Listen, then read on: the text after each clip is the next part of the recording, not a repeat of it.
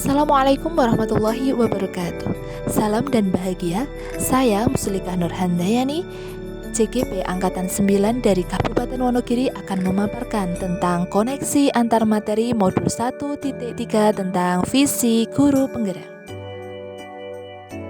Sampai pada tahapan ini, CGP dapat menjalankan tahapan bagja, yaitu B. Buat pertanyaan, A. Ambil pelajaran berdasarkan model prakarsa perubahan bagja yang telah dibuat sebelumnya pada tahapan demonstrasi kontekstual dalam sebuah aksi nyata.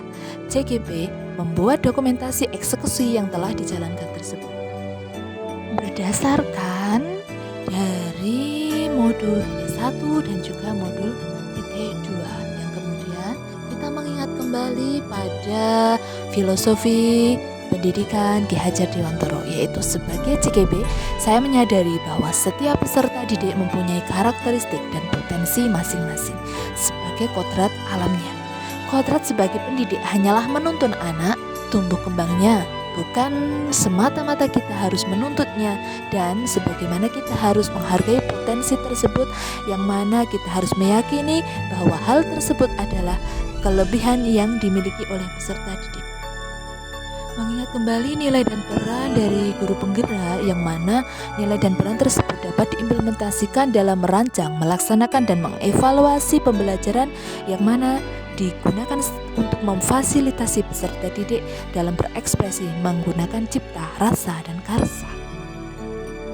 Inquiry apresiasi bagja sebagai perubahan yang mana sesuai dengan apresiasi dari Ki Hajar Dewantara bahwa anak-anak hidup dan tumbuh sesuai dengan kodratnya sendiri, baik kodrat alam maupun kodrat zaman, di mana pendekatan inquiry apresiasi baja ini sejatinya menggali potensi anak sesuai dengan kodratnya masing-masing.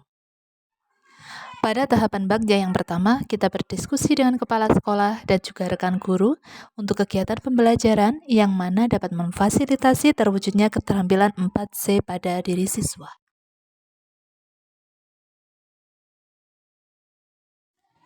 Pada tahapan yang kedua, kita lakukan identifikasi kegiatan pembelajaran yang pernah dilakukan sebagaimana pengalaman mewujudkan keterampilan 4C.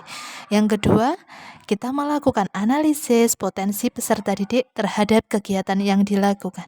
Yang ketiga, mengidentifikasi potensi peserta didik sebagai modal dasar untuk mewujudkan keterampilan 4C. Jadi kita harus mengenali terlebih dahulu potensi apa yang dimiliki oleh peserta. Tahapan yang selanjutnya yaitu membuat indikator terwujudnya keterampilan 4C, yang mana di sini kita menganalisis perbedaan yang terjadi sebelum dan sesudah menerapkan pembelajaran yang berusaha mewujudkan keterampilan 4C. Jadi di sini kita melakukan proses analisis sebelum dan sesudah penerapannya. Pada bagian selanjutnya, kita akan menjadikan peserta didik kelas 5 sebagai subjek dan guru sebagai fasilitator. Kemudian, membuat instrumen ketercapaian dan penjadwalan sebuah program yang akan dilaksanakan tersebut. Kemudian, yang ketiga, kita akan berkomunikasi tentang tujuan, rencana, dan pelaksanaan kepada rekan guru, kepala sekolah, dan juga orang tua.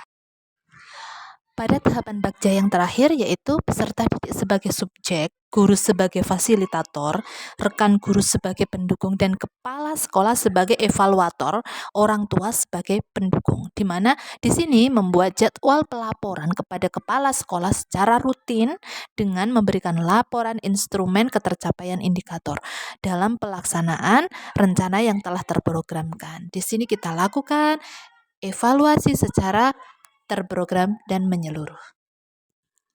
Berdasarkan refleksi dan pemahaman koneksi materi antar modul, modul 1.1, modul 1.2, dan modul 1.3, maka dirumuskan visi baru oleh CGP yaitu terwujudnya peserta didik yang cerdas, berkarakter, berbudaya. Demikian paparan koneksi antar materi yang dapat saya sampaikan. Semoga bermanfaat untuk kita semua. CGB, tergerak, bergerak, menggerakkan. Terima kasih, salam dan bahagia. Assalamualaikum warahmatullahi wabarakatuh.